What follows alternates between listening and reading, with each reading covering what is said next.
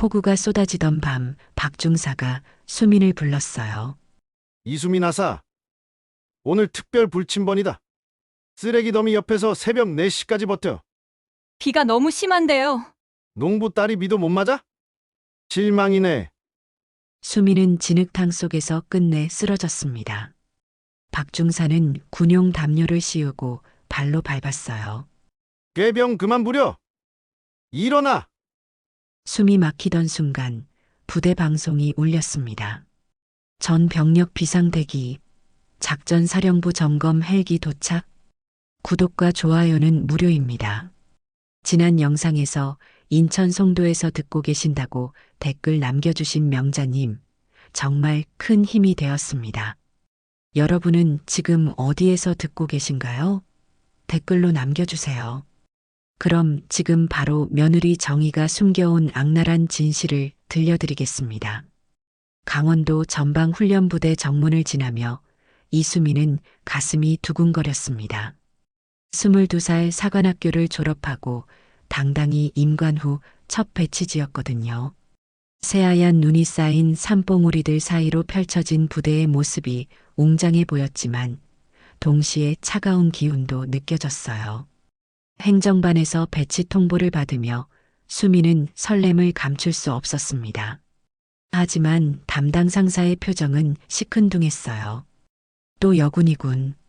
요즘 여군들 참 많이 오네.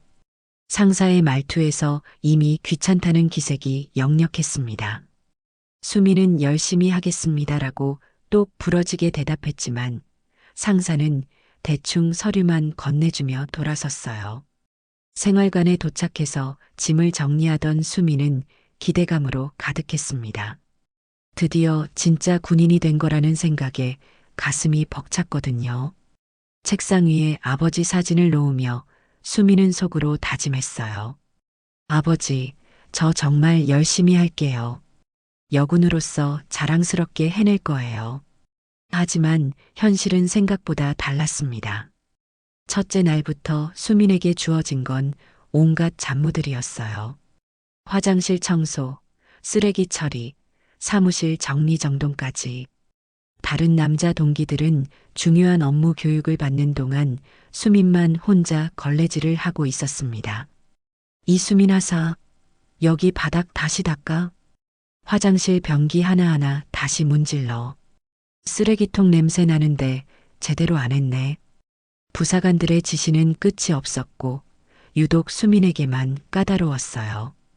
같은 실수를 해도 남자 동기들에게는 대충 넘어가는 일들을 수민에게는 몇 번씩 다시 시켰습니다. 점심시간 식당에서 수민은 더욱 서러웠습니다. 밥을 받아들고 자리를 찾는데 남자 동기들이 모여 앉은 테이블에서 수군거리는 소리가 들려왔어요. 여군이 뭐 대단하다고 하사까지 됐대? 사관학교 나와도 결국 잡일만 시키네. 그러게, 무슨 특별한 줄 알았는데. 수민은 젓가락을 든 손이 떨렸지만 태연한 척했습니다. 혼자 구석 테이블에 앉아 밥을 먹는 동안 계속해서 시선이 느껴졌어요. 호기심 반, 조롱 반이 섞인 그런 시선들 말이에요. 오후에는 더욱 황당한 일이 벌어졌습니다. 다른 동기들은 전술 교육을 받는 동안 수민만 부엌에서 설거지를 하라는 지시를 받은 거예요. 여군 하사는 부엌 업무가 더 적성에 맞을 것 같은데 설거지하고 식기 정리해. 부사관의 말에 수민은 어이가 없었지만 항의할 수도 없었습니다. 대답이라도 했다가는 더 큰 구박을 당할 게 뻔했거든요. 설거지를 하며 수민은 울분이 치밀었습니다. 사관학교에서 우수한 성적으로 졸업했는데 여기서는 그저 잡일꾼 취급이었어요. 찬물에 손이 빨갛게 부어올랐지만 수민은 이를 악물고 계속했습니다. 저녁 무렵 수민이 마지막 설거지를 마치고 나오자 남자 동기들이 담소를 나누고 있었어요. 수민이 지나가자 대화가 뚝 끊어졌다가 다시 작은 목소리로 이어졌습니다. 역시 여군은 안 되는 것 같아. 뭘 기대했겠어? 원래 여자들은 이런 거나 하는 거지. 사관학교 나와도 소용없네. 수미는 주먹을 꽉 쥐고 빨리 걸음을 옮겼습니다. 눈물이 나려 했지만 절대 보여줄 수는 없었어요. 생활관에 돌아와 혼자가 되자 수미는 아버지 사진을 바라보며 속으로 울부짖었습니다. 왜 이래야 하죠? 저도 똑같이 공부했고 똑같이 임관했는데. 하지만 곧 수미는 마음을 다잡았습니다. 여기서 포기하거나 무너지면 안 된다는 생각이 들었거든요. 내가 무너지면 여군 전체가 욕먹는다. 수미는 거울 속 자신을 바라보며 다짐했어요. 지금은 힘들고 서럽지만 절대 굴복할 수는 없다고. 여군의 자존심을 지켜야 한다고 말이에요. 그날 밤 불침번을 서며 수미는 차가운 바람을 맞았습니다. 어둠 속에서 혼자 서 있자니 외롭고 막막했지만 동시에 오기도 생겼어요. 견뎌내자. 반드시 인정받자. 수미는 떨리는 목소리로 중얼거렸습니다. 아무리 힘들어도 포기할 생각은 없었어요. 오히려 더 강해져서 모든 편견을 깨뜨려 주겠다고 다짐했습니다. 며칠이 지나도 상황은 나아지지 않았습니다. 매일 아침부터 저녁까지 잡무의 연속이었고 남자 동기들의 시선은 여전히 차갑기만 했어요. 하지만 수미는 흔들리면서도 버텨냈습니다. 내가 여기서 무너지면 안 돼. 여군 전체가 욕먹어. 수미는 매일 이 말을 되뇌며 하루하루를 견뎌냈습니다. 설사 혼자라도, 설사 외롭다고 해도 절대 포기할 수는 없었거든요. 수민의 어깨에는 여군 전체의 명예가 걸려 있다고 생각했으니까요. 맞습니다. 여름 혹서기 훈련인데 차가운 바람이라고 하니 앞뒤가 안 맞네요. 수정해서 다시 작성해 드릴게요. 부대에 무더운 여름이 찾아오자 혹서기 훈련이 시작됐습니다. 모든 간부들은 긴장했지만 수민에게는 더욱 혹독한 시련이 기다리고 있었어요. 새로 배치된 훈련 부사관 박중사 때문이었습니다. 박중사는 키가 크고 우람한 체격에 험상궂은 인상을 하고 있었어요. 첫 만남부터 수민을 노골적으로 노려보더니 조례 시간에 모든 간부들 앞에서 대놓고 말했습니다. 여기 여군 하사가 하나 있네. 좋아.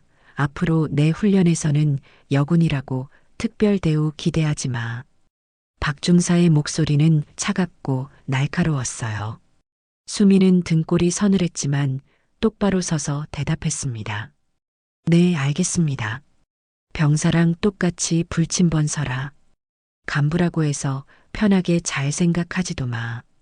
다른 남자 동기들은 간부 숙소에서 편안히 쉬는 동안 수민만 병사들과 함께 불침번을 서야 했어요. 그것도 하루가 아니라 연속으로 말이죠. 첫째 날 밤 수민은 새벽 1시부터 3시까지 초소에서 불침번을 섰습니다. 무더운 여름밤이었지만 새벽 공기는 습하고 끈적했어요. 모기들이 윙윙거리며 달려들었고 땀이 흘러내렸습니다. 혼자 서 있으니 막막하기만 했어요. 다음 날 훈련에 지장이 있을까 걱정됐지만 박중사의 명령을 거부할 수는 없었습니다. 둘째 날 밤에도 마찬가지였어요. 이번에는 새벽 2시부터 4시까지였습니다. 수미는 졸음을 참으며 버텼지만 몸은 점점 지쳐갔어요. 눈꺼풀이 무거워지고 집중력도 떨어졌습니다. 끈적한 땀이 등줄기를 타고 흘러내렸지만 닦을 수도 없었어요. 셋째 날 수민의 상태는 이미 한계에 다다르고 있었어요. 훈련 중에도 비틀거렸고 박중사는 그런 수민을 보며 더욱 혹독하게 굴었습니다. 이수민 하사, 뭐야 이게. 정신 차려. 제대로 못하면 밤새 반복이야. 수민은 속으로 분노가 치밀었지만 신고할 수도 없었어요. 신고하면 더 큰 보복이 올 걸 뻔히 알았거든요. 오히려 더 혹독한 괴롭힘이 기다리고 있을 테니까요. 점심시간 식당에서 남자 동기들이 수민을 보며 수군거렸습니다. 쟤 왜 저렇게 초췌해 보이지? 불침번을 계속 서고 있다던데? 박중사가 일부러 괴롭히는 것 같던데. 한 남자 동기가 수민 옆으로 다가와 작은 목소리로 말했어요. 수민아, 너무 무리하지 마. 신고라도 해봐. 하지만 다른 남자 동기가 비웃으며 끼어들었습니다. 역시 여군은 안 돼. 조금만 힘들어도 이 모양이야. 기절하면 꾀병이지 뭐. 처음부터 여군이 이런 훈련 받는 게 무리였어. 수미는 주먹을 꽉 쥐고 참았지만 마음속으로는 울분이 치밀었어요. 하지만 더 충격적인 건 여자 동기들의 반응이었습니다. 같이 배치받은 여자 간부가 몇 명 있었는데 수민이 도움을 요청하는 눈빛을 보내도 모두 고개를 떨구고 피했어요. 자신들까지 표적이 될까봐 두려워하는 것 같았습니다. 언니들, 저 좀 도와주세요. 수민이 간절히 부탁했지만 여자 선배 간부는 난처한 표정으로 고개를 저었어요. 수민아, 미안해. 우리도 어쩔 수 없어. 박중사가 워낙. 조용히 해. 들릴라. 다른 여자 동기는 아예 자리를 피해버렸습니다. 수미는 점점 외톨이가 되어가고 있었어요. 남자들은 조롱했고 여자들은 외면했습니다. 셋째 날 저녁 수미는 화장실 거울에서 자신의 모습을 봤어요. 눈 밑에 시커먼 다크서클이 생겨 있었고 얼굴은 창백했습니다. 하지만 포기할 수는 없었어요. 내가 무너지면 여군 전체가 욕먹어. 수미는 거울 속 자신에게 다짐했습니다. 아무리 힘들어도 견뎌내야 한다고. 그날 밤 또다시 불침번 시간이 됐어요. 박중사가 수민을 불러내더니 냉소적으로 웃었습니다. 오늘도 열심히 서라. 이수민 하사. 아직 3일밖에 안 됐는데 벌써 이 모양이야? 괜찮습니다. 계속하겠습니다. 수민의 목소리는 떨리고 있었지만 의지만은 꺾이지 않았어요. 박중사는 비웃으며 돌아갔습니다. 새벽 1시 수민은 초소에서 혼자 서 있었어요. 무더운 여름밤의 습기가 온몸을 감쌌고 땀이 줄줄 흘러내렸습니다. 몸은 비틀거렸지만 정신만은 붙잡으려 했어요. 하지만 한계는 분명히 다가오고 있었습니다. 동기들 사이에서는 이미 소문이 퍼지고 있었어요. 여군은 역시 약하다더라. 3일 만에 적골이면 얼마나 더 버틸까? 박중사도 참 독하게 굴던데. 하지만 아무도 수민을 적극적으로 도우려 하지 않았어요. 남자들은 구경거리로 여겼고 여자들은 자신들에게 피해가 올까봐 침묵했습니다. 새벽 2시가 넘어가자 수민의 다리는 후들거렸어요. 눈꺼풀도 자꾸 감겨왔고 시야가 흐려졌습니다. 하지만 수민은 이를 악물고 버텼어요. 아직 포기할 수 없어. 수민은 초소벽에 몸을 기대며 간신히 서 있었습니다. 그때 박중사가 다시 나타났어요. 수민의 상태를 확인하러 온 것 같았는데 비틀거리는 모습을 보더니 고개를 저었습니다. 여군이 남자들과 같은 훈련 받겠다고? 현실을 봐라, 현실을. 수민은 대답하고 싶었지만 입술이 떨려서 말이 나오지 않았어요. 온몸에서 힘이 빠져나가는 느낌이었습니다. 그래도 끝까지 고집은 부리는군. 하지만 곧 한계가 올 거야. 박중사의 말이 끝나자마자 수민의 몸이 앞으로 기울어졌어요. 더 이상 버틸 수 없었던 것입니다. 하지만 수민은 쓰러지면서도 생각했어요. 여군들이 욕먹으면 안 돼. 맞습니다. 그 부분이 이상하네요. 박중사가 자신이 가해자인데 오히려 김상병에게 대가를 요구하는 게 말이 안 되죠. 시놉시스를 다시 보니 김상병이 박중사에게 영상을 가지고 거래를 제안하는 상황이어야 합니다. 수정해서 다시 작성해 드릴게요. 수민이 바닥에 쓰러지자 박중사는 혀를 찼습니다. 예상했던 일이라는 듯 냉소적으로 웃으며 수민을 내려다봤어요. 역시 여군은 이게 한계군. 겨우 사흘 만에 수민은 의식이 흐려진 채로 바닥에 누워 있었지만 박중사의 말이 귓가에 맴돌았어요. 절대 이렇게 끝날 수는 없다는 생각이 들었습니다. 일어나세요. 저 괜찮습니다. 수민이 간신히 중얼거리며 일어나려 했지만 몸이 말을 듣지 않았어요. 박중사는 비웃으며 수민을 발로 살짝 찼습니다. 그만해라. 더 무리하면 진짜 큰일 난다. 하지만 박중사의 목소리에는 걱정이 아니라 조롱이 섞여 있었어요. 수민이 쓰러진 모습을 보며 만족스러워하는 것 같았습니다. 그런데 멀리서 지켜보던 한 남자 동기가 있었어요. 김상병이었습니다. 김상병은 몰래 휴대폰을 꺼내서 수민이 쓰러지는 장면과 박중사가 발로 차는 모습까지 모두 촬영했어요. 이거 재밌겠는데. 김상병은 악의적인 미소를 지으며 영상을 확인했습니다. 수민이 비틀거리다가 바닥에 쓰러지고 박중사가 발로 차는 장면까지 선명하게 담겨 있었어요. 다음 날 아침 수민이 쓰러진 소식은 부대 전체로 퍼졌어요. 조례 시간에 다른 간부들이 수민을 힐끗힐끗 쳐다봤습니다. 수민은 억지로라도 일어나서 조례에 참석했지만 얼굴은 창백하기 그지없었어요. 남자 동기들 사이에서 수군거림이 시작됐습니다. 결국 쓰러졌다더라. 역시 여군은 체력이 딸려. 처음부터 무리였어. 한 남자 동기가 수민에게 다가와 가짜 걱정을 표했어요. 수민아, 괜찮아? 어제 쓰러졌다던데. 네, 괜찮습니다. 수민은 똑바로 대답했지만 그 남자 동기는 고개를 저으며 말했습니다. 무리하지 마. 여군이 남자들과 똑같이 할 필요는 없잖아. 그 말에 주변 남자들이 웃음을 터뜨렸어요. 수민은 주먹을 꽉 쥐었지만 아무 말도 할 수 없었습니다. 김상병은 동료들에게 어젯밤 찍은 영상을 보여주며 키득거렸습니다. 이거 봐, 완전 코미디지? 여군의 현실이네. 박중사도 발로 차던데?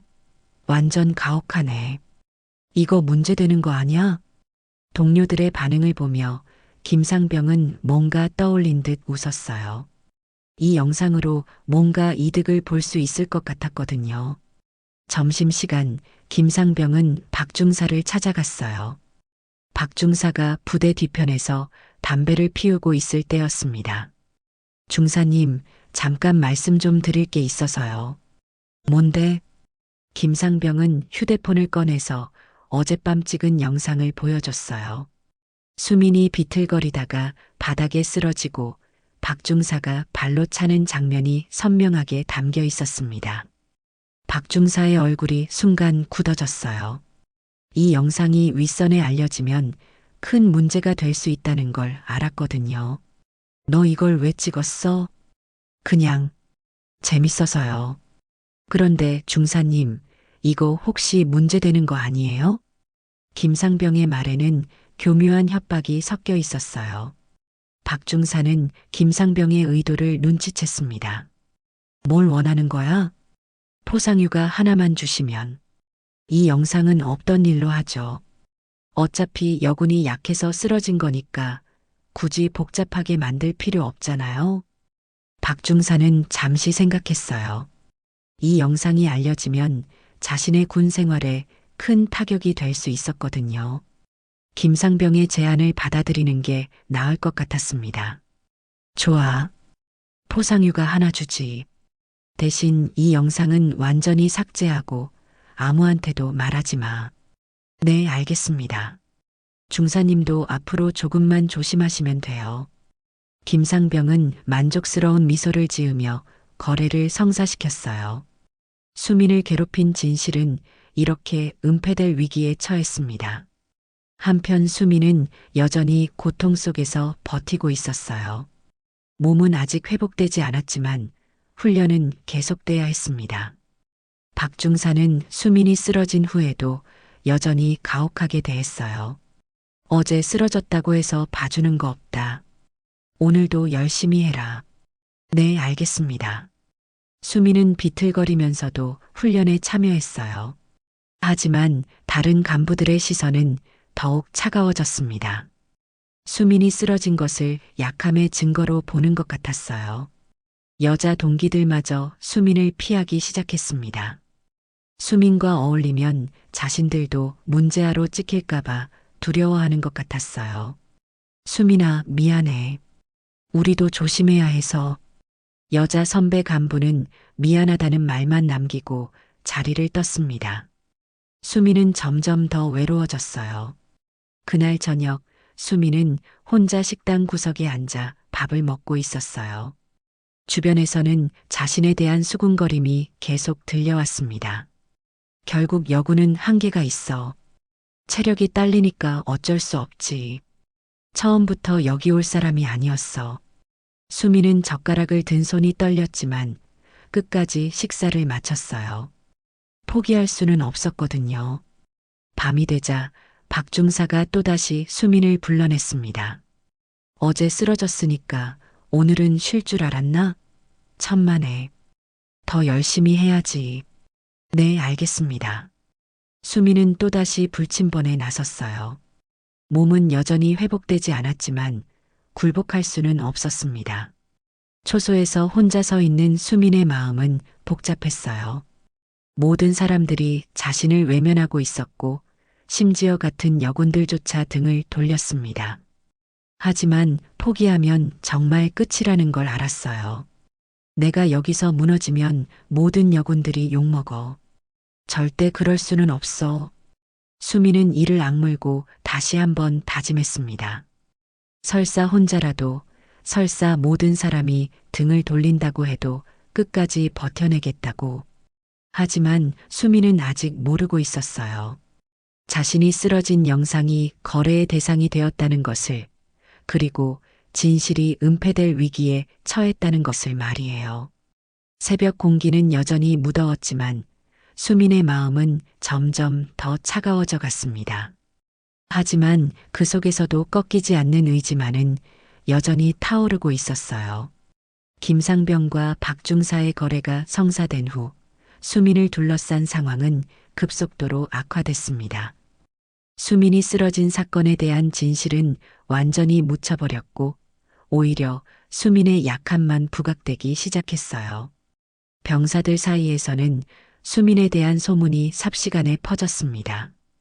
여군 하사가 불침번 며칠 서고 쓰러졌대. 역시 여군은 체력이 딸려. 사관학교 나와도 소용없네. 여군은 역시 약하다니까. 식당에서, 복도에서, 훈련장에서 어디든 수민이 지나가면 수군거리는 소리가 들려왔어요. 수민은 그 시선들을 느끼며 점점 위축됐지만 당당하게 걸으려 노력했습니다. 동기 남자들의 조롱은 더욱 노골적이었어요. 수민이 식당에 들어서면 대놓고 수군거렸습니다. 저기 쓰러진 여군 온다. 며칠이나 더 버틸까? 벌써 얼굴이 저렇게 초췌해졌네. 한 남자 동기가 수민에게 다가와 가짜 걱정을 표했어요. 수민아, 괜찮아? 요즘 너무 힘들어 보이는데. 네, 괜찮습니다. 수민이 똑바로 대답하자 그는 동료들을 돌아보며 웃었어요. 아직도 괜찮다고 하네. 정말 끈질기긴 해. 여군의 고집이지 뭐. 언제까지 버틸지 구경해보자. 남자들의 웃음소리가 식당에 울려 퍼졌고 수민은 주먹을 꽉 쥐고 참았어요. 하지만 더 서러운 건 여자 동기들의 반응이었습니다. 처음에는 수민을 걱정해주던 여자 선배들도 이제는 거리를 두기 시작했어요. 수민이 다가가면 어색하게 피하거나 대화를 끊어버렸습니다. 언니, 저 좀 도와주세요. 수민이 간절히 부탁했지만 여자 선배는 주변을 둘러보며 난처한 표정을 지었어요. 수민아, 미안해. 우리도 조심해야 해서. 박중사가 워낙 예민하게 구니까. 너 때문에 우리까지 찍히면 어떡해. 다른 여자 동기들도 마찬가지였어요. 도와주고 싶어도 자신들까지 표적이 될까봐 두려워했습니다. 수민과 어울리는 것만으로도 박중사의 미움을 살 수 있다고 생각했거든요. 수민아, 정말 미안해. 하지만 우리도 살아야 해. 여자 동기 하나가 마지막으로 사과의 말을 남기고는 아예 자리를 피해버렸어요. 수민은 완전히 혼자가 됐습니다. 그런 상황에서 박중사는 더욱 대놓고 수민을 괴롭히기 시작했어요. 이제는 아무도 수민의 편을 들어주지 않는다는 걸 알았거든요. 이수민 하사, 앞으로 나와. 훈련 중에 박중사가 수민을 불러냈습니다. 모든 간부들이 지켜보는 가운데 수민은 앞으로 나갔어요. 요즘 훈련 태도가 엉망이던데 집중력도 떨어지고 죄송합니다. 더 열심히 하겠습니다. 더 열심히? 웃기네. 내가 지금까지 열심히 한 적이 있나? 박중사의 말에 주변 간부들이 웃음을 터뜨렸어요. 수민은 얼굴이 빨갛게 달아올랐지만 참았습니다. 그때 박중사가 충격적인 말을 했어요. 내 아버지, 총구석 농부라며? 수민은 깜짝 놀랐습니다. 자신의 가족 사항을 어떻게 알았을까요? 내 집안 배경 다 알아봤거든. 시골에서 농사 짓다가 몇 년 전에 돌아가신 거 맞지? 그런 얘기를 왜? 너 잘 버텨야 체면이라도 서지 않겠냐? 박중사의 말에 수민은 경악했어요. 누군가 아버지의 배경까지 샅샅이 캐낸 것이었습니다. 도대체 누가 이런 조사를 한 걸까요? 농부 딸이 사관학교까지 나왔으니 대단하긴 하지. 하지만 현실은 다르잖아. 아버지 얘기는 그만해 주세요. 수민의 목소리가 떨렸어요. 아버지를 모독당하는 건 참을 수 없었거든요. 왜? 사실이잖아. 총구석 농부 딸이 여기까지 온 게 기적이야. 박중사는 수민이 동요하는 모습을 보며 더욱 즐거워했어요. 수민의 약점을 정확히 찌른 것이었습니다. 내 아버지가 살아계셨다면 뭐라고 했을까? 딸이 이렇게 약하게 구는 걸 보고. 그만하세요. 수민이 처음으로 큰 소리를 냈지만 박중사는 비웃기만 했어요. 반항하네. 좋아. 그럼 오늘부터 특별관리 들어가자. 그날부터 수민에게는 더욱 혹독한 시련이 기다리고 있었어요. 박중사는 수민의 개인정보를 무기로 삼아 정신적으로 괴롭히기 시작했습니다. 농사일 해봤으니까 힘은 있을 줄 알았는데 겨우 이것도 못하나? 시골에서는 이런 것도 못 배웠나? 역시 총구석 출신은 달라도 다르네. 매번 훈련할 때마다 수민의 출신을 조롱하는 말들이 이어졌어요. 수민은 이를 악물고 참았지만 마음속으로는 울분이 치밀었습니다. 병사들도 이런 분위기를 느끼고 더욱 수민을 무시하기 시작했어요. 이수민 하사 완전 찍혔네. 박중사가 저렇게 구는 걸 보니 정말 문제가 있나 봐. 총구석 출신이라던데? 그래서 그런가? 수민은 점점 더 고립됐어요. 아무도 말을 걸어주지 않았고 혼자 식사하고 혼자 훈련했습니다. 심지어 복도에서 마주쳐도 모른 척하는 사람들이 대부분이었어요. 그날 저녁 수민은 혼자 생활관에 앉아 아버지 사진을 바라봤습니다. 아버지, 죄송해요. 제가 약해서 아버지까지 욕을 듣게 했어요. 눈물이 뚝뚝 떨어졌지만 수민은 금세 눈물을 닦았어요. 여기서 무너지면 정말 끝이라는 걸 알았거든요. 내가 무너지면 여군 전체가 욕먹어. 아버지 명예도 더 더럽혀져. 수민은 거울 속 자신을 보며 다짐했습니다. 비록 혼자지만, 비록 모든 사람이 등을 돌렸지만 절대 포기하지 않겠다고. 하지만 수민은 아직 몰랐어요. 자신의 개인정보가 어떻게 새어나갔는지, 그리고 더 큰 위기가 다가오고 있다는 것을 말이에요. 박중사의 괴롭힘은 이제 시작에 불과했습니다. 박중사의 괴롭힘이 시작된 지 일주일 후, 하늘에서 굵은 빗줄기가 쏟아지기 시작했습니다. 장마철이 시작된 것이었어요. 부대 전체가 축축한 습기에 젖어들었고 훈련은 더욱 힘들어졌습니다. 그날 저녁 박중사는 수민을 따로 불러냈어요. 비가 억수같이 쏟아지는 가운데였는데도 말이죠. 이수민 하사, 오늘 밤 특별 불침번이다. 네, 알겠습니다. 수민이 대답하자 박중사는 비웃으며 말했어요. 막사 뒤쪽 쓰레기 더미 옆에서 서라. 새벽 4시까지. 수민은 깜짝 놀랐습니다.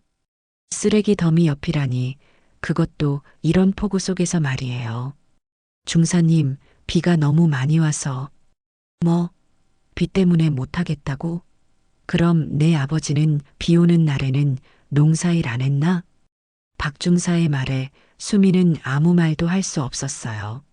아버지 얘기가 나오면 항상 무력해졌거든요. 농부 딸이 이 정도 비도 못 맞나? 실망이네. 수민은 이를 악물고 고개를 끄덕였습니다. 포기할 수는 없었어요. 밤 10시 수민은 막사 뒤쪽으로 향했습니다. 쓰레기 더미에서는 역겨운 냄새가 났고 빗물이 고여서 진흙탕이 돼 있었어요. 폭우가 쏟아지는 가운데 수민은 그곳에서 불침번을 서야 했습니다. 견뎌내자. 아버지도 이런 날씨에 농사일을 했잖아. 수민은 속으로 되뇌며 빗속에서 꼿꼿이 서 있었어요. 군복은 금세 흠뻑 젖었고 차가운 빗물이 목덜미를 타고 흘러내렸습니다. 1시간이 지나자 수민의 몸은 추위에 떨리기 시작했어요. 젖은 군복이 몸에 달라붙어서 움직이기도 힘들었습니다. 하지만 자리를 떠날 수는 없었어요. 새벽 2시가 넘어가자 상황은 더욱 악화됐습니다. 폭우는 그칠 기미를 보이지 않았고 수민의 체온은 점점 떨어져 갔어요. 입술은 파랗게 질렸고 손가락 끝은 감각이 없었습니다. 조금만 더. 수민은 중얼거리며 버텼지만 몸이 한계에 다다르고 있었어요. 시야가 흐려지고 다리에 힘이 풀렸습니다. 새벽 3시 수민은 더 이상 버틸 수 없었어요. 온몸이 떨리고 호흡이 가빠졌습니다. 그때 갑자기 앞이 캄캄해지며 몸이 앞으로 쓰러졌어요. 쿵! 수민이 진흙탕에 쓰러지는 소리가 빗소리에 묻혔습니다. 차가운 진흙이 얼굴에 닿았지만 수민은 일어날 힘이 없었어요. 그때 박중사가 나타났습니다. 우산을 쓰고 여유롭게 걸어와서는 쓰러져 있는 수민을 내려다봤어요. 또 쓰러졌네. 역시 여구는 이게 한계야. 박중사는 비웃으며 군용 담요를 꺼냈습니다. 그리고는 수민의 머리 위에 담요를 덮어 씌웠어요. 꾀병이냐? 일어나봐. 수민이 움직이지 않자 박중사는 발로 담요를 밟기 시작했습니다. 담요가 수민의 얼굴을 짓눌렀고 숨쉬기가 어려워졌어요. 일어나라고. 이게 뭐야? 박중사가 더 세게 밟자 수민은 질식할 것 같은 공포를 느꼈습니다. 담요 때문에 숨이 막혔고 진흙물이 코와 입으로 들어왔어요. 수민이 신음소리를 내며 몸부림쳤지만 박중사는 계속 밟고 있었어요. 꾀병 부리지 마. 농부 딸이 이것도 못 견뎌? 질식해도 내가 책임 못 져. 알아서 해라. 박중사의 말이 끝나갈 무렵 수민의 의식은 거의 사라져가고 있었어요. 담요에 짓눌려서 제대로 숨을 쉴 수 없었고 온몸에 힘이 빠져나갔습니다. 죽겠어. 정말 죽겠어. 수민은 마지막 힘을 다해 생각했어요. 이대로 죽으면 안 된다고, 여군들이 더 큰 욕을 먹게 된다고. 하지만 몸은 더 이상 말을 듣지 않았어요. 박중사의 발길질에 온몸이 아팠고 담요 때문에 숨이 막혔습니다. 그때였어요.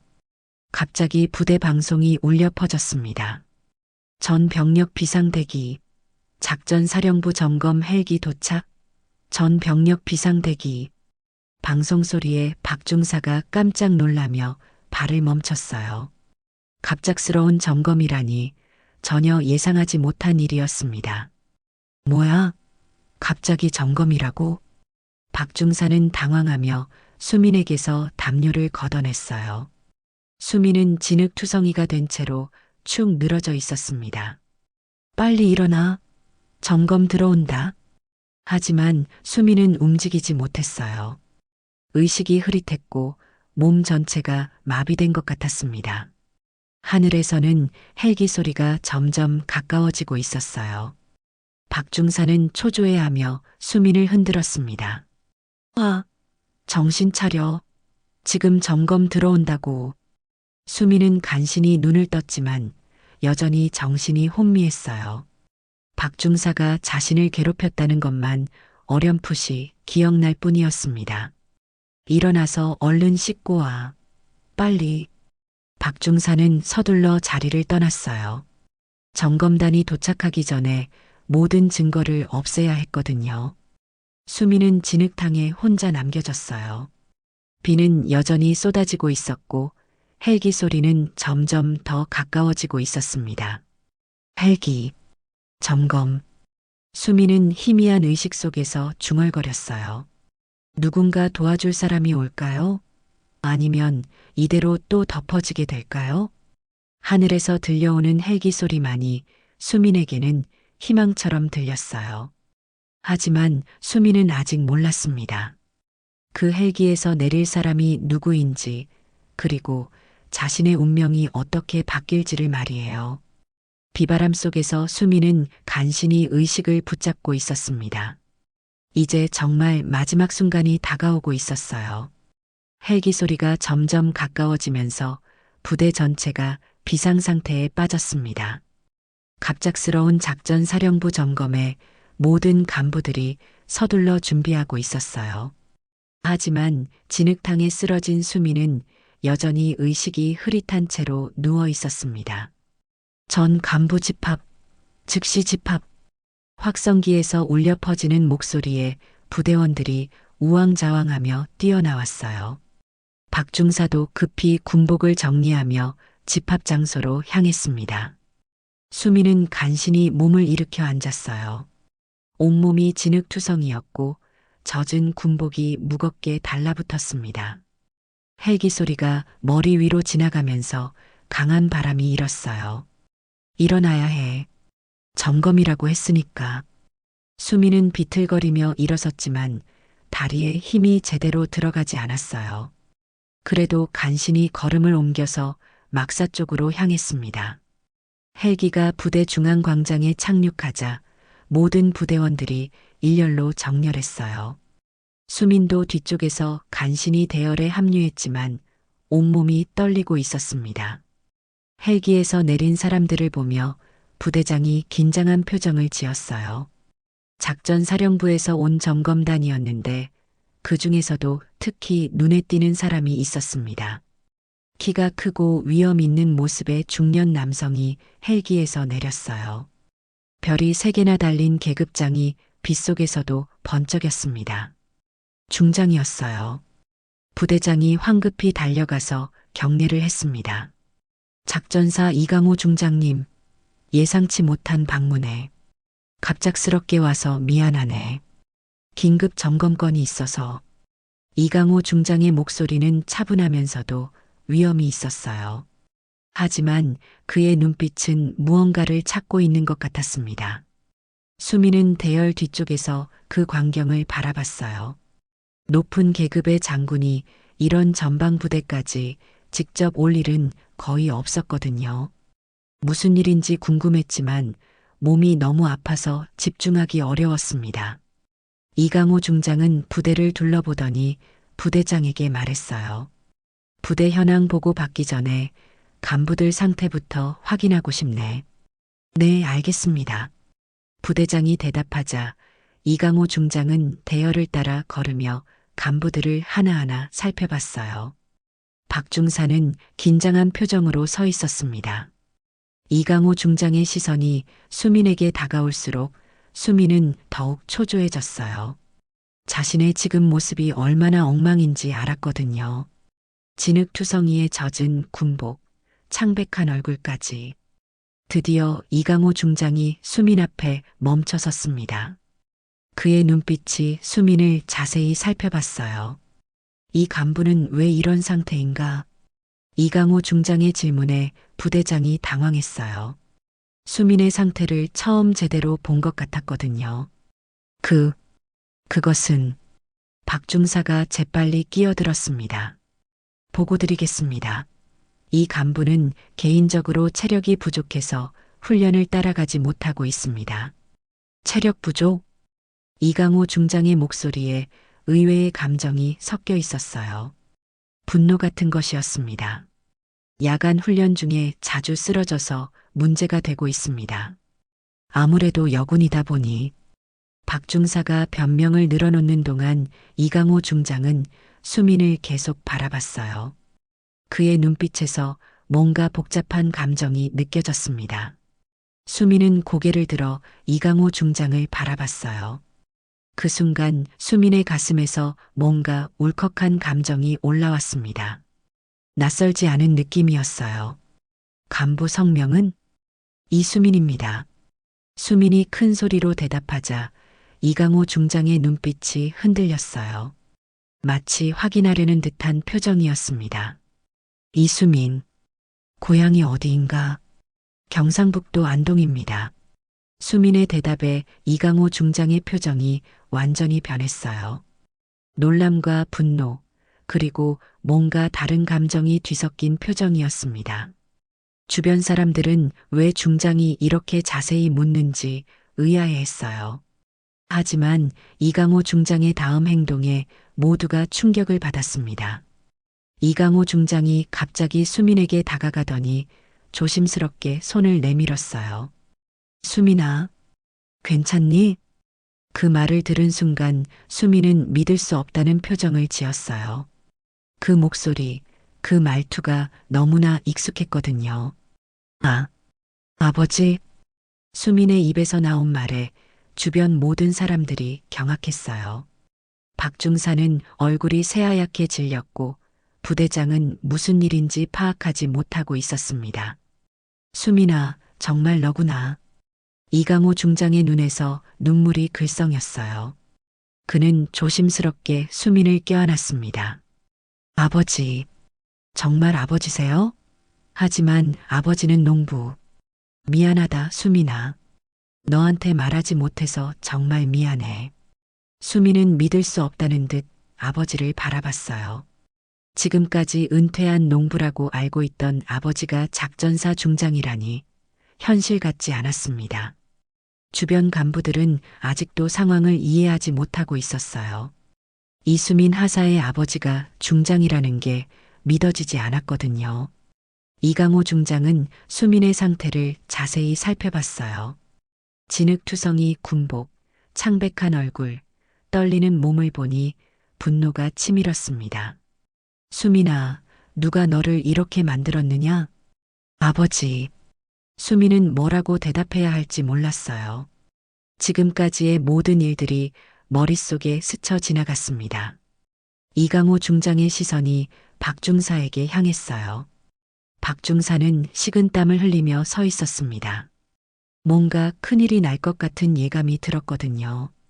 부대장? 네. 중장님. 지금 즉시 이 부대의 모든 훈련 현황을 보고받겠다. 특히 여군 간부 관련해서 말이야. 이강호 중장의 목소리는 차갑고 단호했어요. 수민을 이렇게 만든 사람들을 절대 용서하지 않겠다는 의지가 느껴졌습니다. 수민은 아버지의 품에서 처음으로 안도감을 느꼈어요. 이제 모든 게 밝혀질 것 같았거든요. 이강호 중장이 수민을 껴안는 모습을 본 부대원들은 아직도 상황을 제대로 파악하지 못하고 있었습니다. 이수민 하사의 아버지가 작전사 중장이라는 사실이 믿어지지 않았거든요. 부대장은 당황한 채로 서 있었고 박중사는 얼굴이 새하얗게 질린 상태였어요. 다른 간부들도 웅성거리며 서로를 바라봤습니다.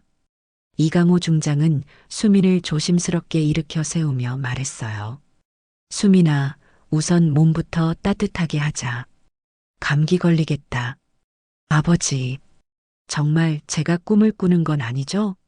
수민의 목소리는 떨리고 있었어요. 지금까지의 모든 고통이 한순간에 무너지는 것 같았습니다. 이강호 중장은 부대장을 불렀어요. 부대장, 즉시 회의실을 준비하라. 그리고 모든 간부들, 특히 훈련 담당자들을 소집하라. 네, 알겠습니다. 부대장이 황급히 뛰어가자 이강호 중장은 수민에게 다가갔습니다. 수민아, 아버지한테 솔직하게 말해줘. 누가 너를 이렇게 괴롭혔느냐? 수민은 망설였어요. 지금까지 참아왔던 모든 일들을 털어놓아야 할지 고민스러웠거든요. 아버지, 저 꾀병 아니에요. 정말 죽을 뻔했어요. 뭐라고? 이강호 중장의 목소리에 분노가 섞였어요. 딸이 죽을 뻔했다는 말에 참을 수 없었습니다. 수미는 눈물을 흘리며 모든 진실을 폭로하기 시작했어요. 박중사가 저한테만 계속 불침번을 시켰어요. 3일 연속으로. 그리고 오늘 밤에는 쓰레기 더미 옆에서 비를 맞으며 서 있으라고. 뭐? 이강호 중장의 얼굴이 일그러졌어요. 분노로 온몸이 떨렸습니다. 담요로 저를 덮고 발로 밟았어요. 숨이 막혀서 죽는 줄 알았어요. 그놈이 감히. 이강호 중장은 주먹을 불끈 쥐었어요. 자신의 딸을 그렇게 괴롭힌 박중사를 당장 처벌하고 싶었습니다.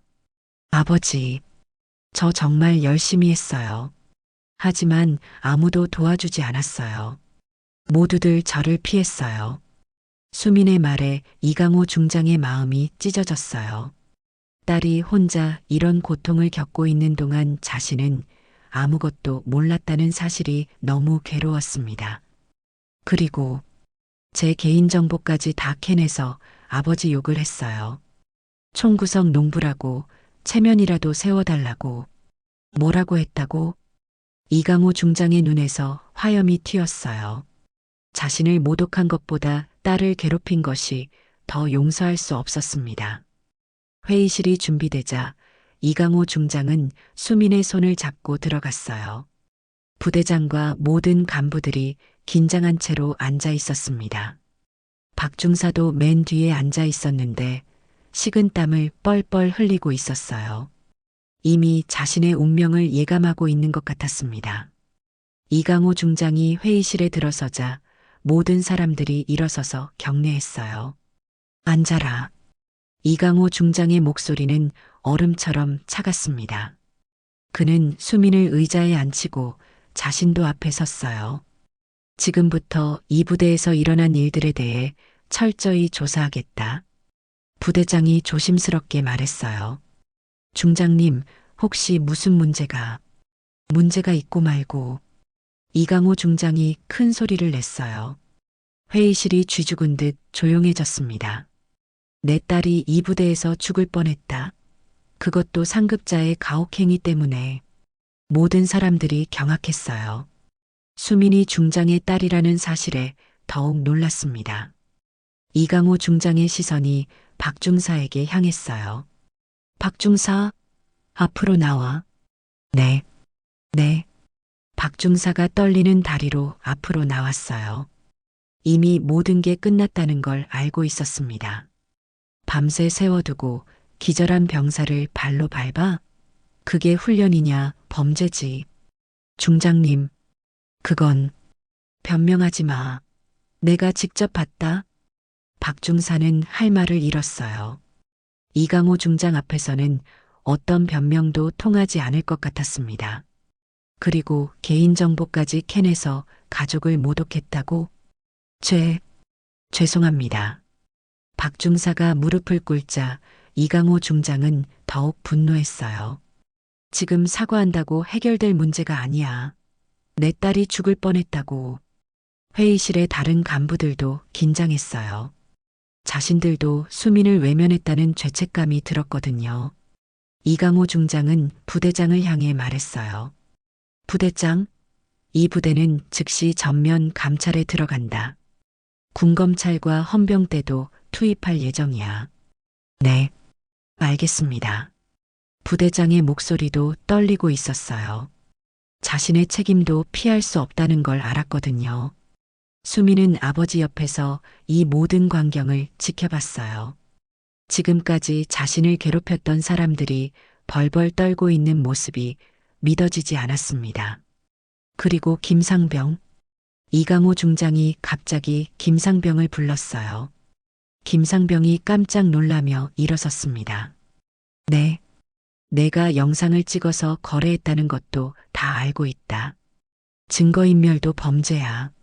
김상병의 얼굴이 새파랗게 질렸어요. 자신의 행동까지 모두 발각된 것이었습니다. 이강호 중장은 수민의 손을 잡으며 말했어요. 수민아, 이제 아무도 너를 괴롭히지 못할 거야. 아버지가 보장한다. 수민은 눈물을 흘리며 고개를 끄덕였어요. 지금까지의 모든 고통이 마침내 끝나는 것 같았습니다. 앞으로 이런 일이 다시 일어나면 가만두지 않겠다. 이강호 중장의 목소리가 회의실에 울려 퍼졌어요. 모든 간부들은 고개를 숙이고 있었습니다. 박중사는 무릎을 꿇은 채로 벌벌 떨고 있었어요. 자신의 군 생활이 끝났다는 걸 알았기 때문입니다. 드디어 진실이 밝혀졌고 수민을 괴롭힌 사람들이 심판을 받게 됐어요. 이제 마지막 결말이 기다리고 있었습니다. 그날 밤의 충격적인 사건 이후 며칠이 지났습니다. 부대는 대대적인 감찰에 들어갔고 군검찰과 헌병대가 투입돼서 철저한 수사가 진행됐어요. 박중사는 즉시 구속됐고 김상병도 증거인멸 혐의로 조사를 받게 됐습니다. 수민은 의무실에서 치료를 받으며 회복하고 있었어요. 며칠간의 혹독한 시련으로 몸이 많이 상했지만 마음만은 한결 가벼워졌습니다. 이강호 중장은 매일 딸을 찾아와서 안부를 물었어요. 그동안 말하지 못했던 많은 이야기들을 나누기 시작했습니다. 수민아, 아버지가 왜 말하지 못했는지 궁금하지? 수민은 고개를 끄덕이며 아버지를 바라봤어요. 정말 궁금했던 부분이었거든요. 아버지는 수민이가 내 이름 없이도 스스로 성장했으면 했어. 군인으로서 진정한 실력을 인정받기를 바랐거든. 그래서 농부라고 하신 거예요? 응. 수민이가 어려서부터 군인이 되고 싶다고 했을 때 내 영향 때문이 아니라 진정으로 꿈을 가졌으면 했단다. 이강호 중장의 말에 수민은 이해가 됐어요. 아버지의 깊은 사랑이 느껴졌습니다. 하지만 이번에는 달랐어. 아버지로서 너를 지켜야 했거든. 며칠 후 감찰 결과가 발표됐습니다. 박중사는 가혹행위와 인권침해로 중형을 선고받았고 김상병도 증거인멸과 협박 혐의로 처벌받았어요. 부대장도 관리감독 소홀로 문책됐습니다. 더 중요한 건 부대 전체의 분위기가 완전히 바뀌었다는 것이었어요. 수민에 대한 시선이 180도 달라졌습니다. 수민 하사님, 정말 죄송했습니다. 저희가 너무 모르고 있었어요. 앞으로는 이런 일 절대 없을 거예요. 동기들이 하나둘씩 찾아와서 사과했어요. 특히 여자 동기들은 자신들이 도와주지 못한 것을 깊이 후회했습니다. 수민아, 정말 미안해. 우리가 너무 비겁했어. 괜찮아요, 언니. 이해해요. 수민은 진심으로 용서했어요. 그들도 나름대로 어려운 상황이었다는 걸 알았거든요. 일주일 후 수민은 의무실에서 나와서 다시 부대 생활을 시작했습니다. 하지만 이제는 모든 게 달랐어요. 누구도 수민을 함부로 대하지 않았고 오히려 존경하는 눈빛으로 바라봤습니다. 어느 날 저녁 이강호 중장이 딸을 찾아왔어요. 헬기를 타고 온 것이 아니라 개인적으로 온 것이었습니다. 수민아, 아버지와 좀 걸을까? 네, 좋아요. 부녀는 부대 뒤편 산책로를 걸으며 대화를 나눴어요. 해가 지면서 하늘이 붉게 물들고 있었습니다. 수민아, 이번 일로 많이 힘들었지? 네. 하지만 이제 괜찮아요. 오히려 더 강해진 것 같아요. 수민의 말에 이강호 중장은 뿌듯한 미소를 지었어요. 그래, 넌 정말 강한 아이야. 아버지가 자랑스럽다. 아버지, 한 가지 물어봐도 될까요? 그래, 뭐든 물어봐. 수민은 잠시 망설이다가 입을 열었어요. 왜 저한테 말씀 안 하셨어요? 아버지가 쓰리스타인걸요. 이강호 중장은 걸음을 멈추고 딸을 바라봤어요. 넌 내 이름 없이도 충분히 강했어. 하지만 아버지로서 이번엔 지켜야 했단다. 그동안 정말 혼자라고 생각했어요. 모든 사람이 저를 외면하는 것 같았고, 미안하다, 수민아. 아버지가 너무 늦게 왔어. 이강호 중장은 딸의 손을 잡으며 말했어요. 하지만 넌 정말 대단했어. 끝까지 포기하지 않고 버텨낸 거 말이야. 여군들이 욕먹을까봐 무서웠어요. 제가 무너지면 모든 여군이 약하다고 할까봐. 그래서 더 자랑스럽다. 넌 개인이 아니라 모든 여군을 대표한다는 마음으로 버텨낸 거잖아. 수미는 눈물이 글썽했어요. 지금까지의 모든 고통이 헛되지 않았다는 생각이 들었습니다. 앞으로 어떻게 할 생각이니? 언젠가 저도 누군가를 지켜내는 장군이 되고 싶어요. 수민의 말에 이강호 중장은 활짝 웃었어요. 그래, 넌 분명 훌륭한 장군이 될 거야. 아버지가 보장한다. 그들이 대화를 나누는 동안 멀리서 군용 헬기가 떠오르고 있었어요. 석양을 배경으로 한 헬기의 모습이 장관이었습니다. 수민아, 이제 정말 새 출발이야. 네, 아버지. 저 절대 포기하지 않을게요. 며칠 후 부대에는 새로운 훈련 부사관이 배치됐어요. 이번에는 공정하고 합리적인 훈련이 시작됐습니다. 수민도 다른 간부들과 똑같은 대우를 받으며 훈련에 참여했어요. 동기들 사이에서도 수민은 이제 리더 역할을 하게 됐어요. 특히 후배 여군들에게는 든든한 선배가 됐습니다. 선배, 정말 대단해요. 어떻게 그런 시련을 견뎌내셨어요? 포기하지 않는 게 중요해. 그리고 항상 기억해. 우리는 개인이 아니라 모든 여군을 대표한다는 걸. 수민의 말에 후배들은 고개를 끄덕였어요. 수민은 이제 진정한 롤모델이 됐습니다. 어느 날 저녁 수민은 생활관에서 아버지 사진을 바라봤어요. 이제 그 사진 옆에는 아버지의 진짜 모습을 담은 사진도 놓여 있었습니다. 아버지, 저 해냈어요. 끝까지 버텨냈어요. 창밖으로는 부대의 평화로운 저녁 풍경이 펼쳐져 있었어요. 병사들이 훈련을 마치고 돌아가는 모습, 멀리서 들려오는 저녁 나팔 소리까지. 수민은 이제 정말 당당한 군인이 됐어요. 시련을 통해 더욱 강해졌고 진정한 리더십을 배웠습니다. 그리고 무엇보다 절대 포기하지 않는 정신력을 기를 수 있었어요. 화면은 멀리 떠오르는 군용 헬기와 굳은 표정으로 서 있는 수민의 모습으로 마무리됩니다. 이제 수민은 누구도 흔들 수 없는 진정한 군인이 된 것이었어요. 이수민처럼 묵묵히 참고 견디는 모습이 우리 세대와 참 닮았습니다. 어려운 시절을 온몸으로 버텨내며 자식들 뒷바라지하셨던 부모님들의 모습이 떠오르네요. 이강호 중장의 깊은 사랑도 마찬가지입니다. 진짜 사랑은 때로는 숨어서 지켜보는 것이죠. 마음 따뜻해지는 이야기가 좋으셨다면 구독과 좋아요 부탁드립니다.